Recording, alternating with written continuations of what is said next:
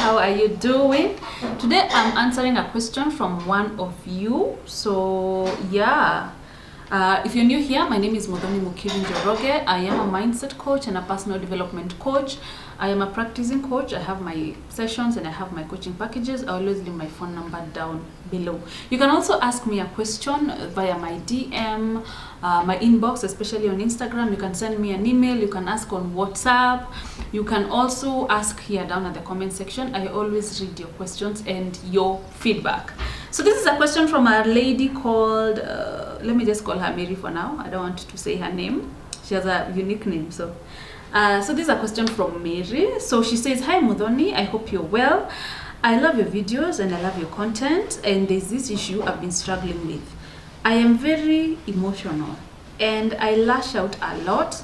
Most of my relationships end because of my emotions. I insult my boyfriend, I call him names, and then I start crying. All my relationships have ended like that. I need your help. Can you please talk about emotional maturity and how to become emotional mature? How to become emotionally mature."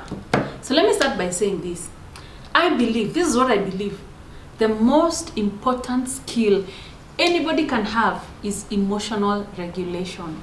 Being able to regulate your emotions. And a lot of times when we talk about regulating your emotions or emotional maturity, we always think it's you suppressing your emotions. You're not supposed to get angry at that one. You're not supposed to speak up about that. But emotional regulation is you being able to express your emotions. There's no suppressing emotions. Express them in socially acceptable ways. If it's a relationship that's benefiting you, that you want to keep, being able to express those emotions in a way that builds that relationship. You can communicate to build or to break. Yeah, people who are able to regulate their emotions, people who are emotionally mature, they have that maturity when it comes to emotions. They are able to have very healthy relationships. You cannot have a healthy relationship without communication. And part of communication in a relationship is having some of these very difficult conversations. Having some conversation you will never have to have with anybody. Yeah. Also, having a conversation after understanding that this person is human, they make mistakes, and also understanding you still want them in your life. Yeah, you just there's usually the guy, the lady, and the relationship. There's one partner, the other partner, and the relationship. So it's understanding the relationship is not the problem. The problem is the problem that you're addressing. The relationship is not the problem. That person is not the problem. The problem is the problem. Just think about it a minute, you will understand what I mean. So that when you communicate, you don't communicate to attack this person for who they are. You don't communicate to end. If it's a relationship that's benefiting you, you don't communicate to hurt the relationship itself or to hurt this person's personality. You communicate to do what? To solve a problem. When you talk about emotional maturity, communicating in a mature way, is communicating without you losing yourself. Is communicating while still standing in your truth. If you cannot be able to regulate your emotions, this is what it means.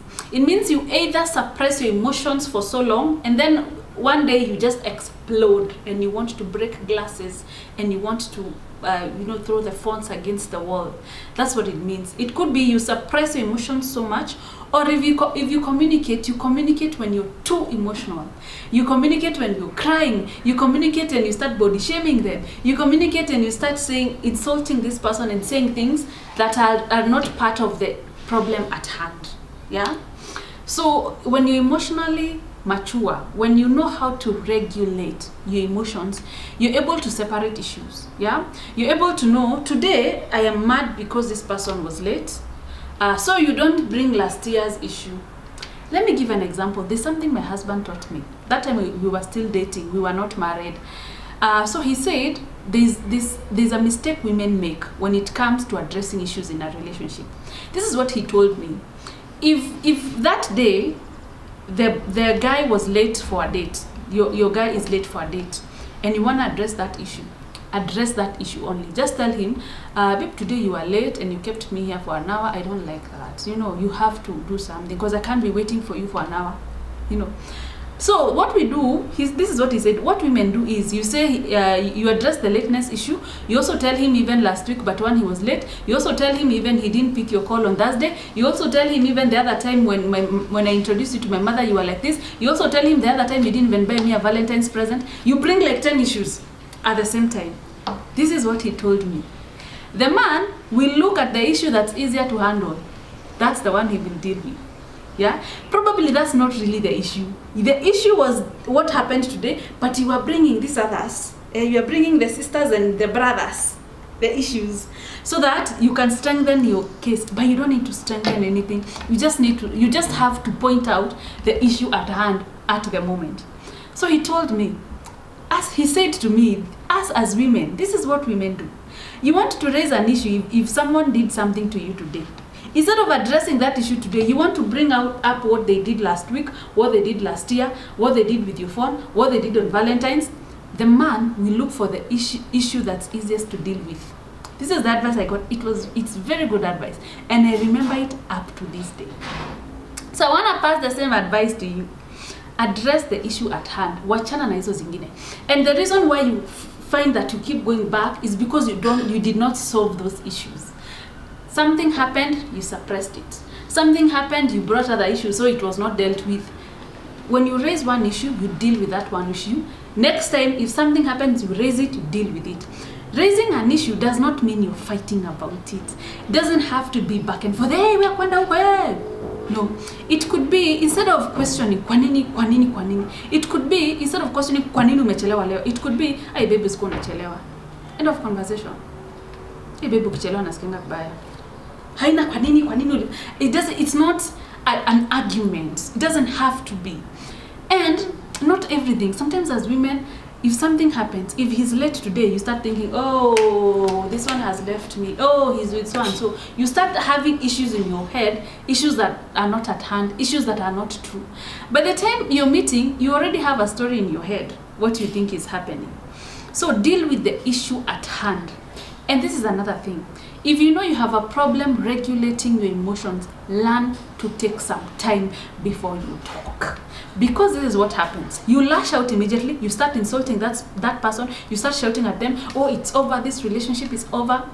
And then after 2 days, you start calling them, apologizing for insulting them. But it means when you start apologizing for insulting them, it means you will not deal with the issue that caused you to lash out. Now you become the problem. Am I making sense? So take a minute every time you feel like, oh my God, I'm gonna go crazy. And if you're very emotional, you're those people who want to communicate and start crying, you start looking like a child, you start looking like you're not serious. Go to the toilet, cry the whole day. Go outside at the balcony, cry for 1 hour. Wipe your tears, come back and talk about your issue. Talk about, babe, kuna kitu imekuwa inanisumbua, there's something that's bothering me about this and this. Talk about it like a grown-up. And finish that story. Don't start crying about everything. There are things that can make you emotional, but when you start crying, as in the issue stops even being about what the issue is. The man now starts comforting you, or start thinking this one is so emotional, or start thinking you're the problem. Yeah. Also, when you start crying, it takes away from the issue, and it starts being about now your tears. If you wanna cry, it's okay. We all cry. Yeah. But go to the toilet and cry in the blankets, and then you get out of that bed and you solve your issues like a grown-up. That I would say that. So take some time, take some water, take a day. If you feel like you're so mad, like you really want to slap them across the face, relax, take a day, take some water, take a walk. By the time you're back to that house, you will not say the things you would have said that time during the height of the anger. There's another video I did about emotional immaturity or maturity, something there. Please look out for that video. I should put it somewhere in the description box, but if I don't, please look for that video. I talk about a lot of things about how to regulate your anger. But the most important thing is to catch yourself. A lot of people who have anger issues and they're not able to manage their emotions because of that anger, Sometimes you have deep underlying issues, and that anger could be coming from somewhere else. Suppressed emotions as children, or we Africans, children are not to be heard, they're just to be seen and such things. Maybe your confidence was messed early on. Every time you want to communicate something, you have to be angry. It has to be a fight. You feel like you have a lot of anger or a lot of bottled emotions. You probably have to do some more work. Emotional maturity is in one of my packages, how to regulate your emotions. It's so important, especially if you want to have healthy relationships, if you want to be able to recover from sadness, anger, and some of these life situations. Life is a surprise. Things happen that we don't wish for. The best relationships are the relationships where you can solve issues without attacking one another and without the relationship or the marriage being on the line. There are those people when something so simple, it's over. They've packed their bags, they've gone back to their parents. Possess are being called. Yeah? Sasa ni kesi.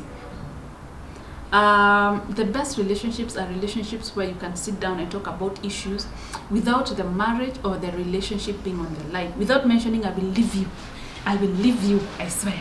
It's over. You will never see me again. And then after 1 week, you're calling them begging, or you're back there. That person will never take you seriously. But if you sit down, you take your emotions and that's what I do. I usually take them and I'm like, Muthoni, you can do this. And then we sit down and have conversations. And by the end of those conversations, we are fine.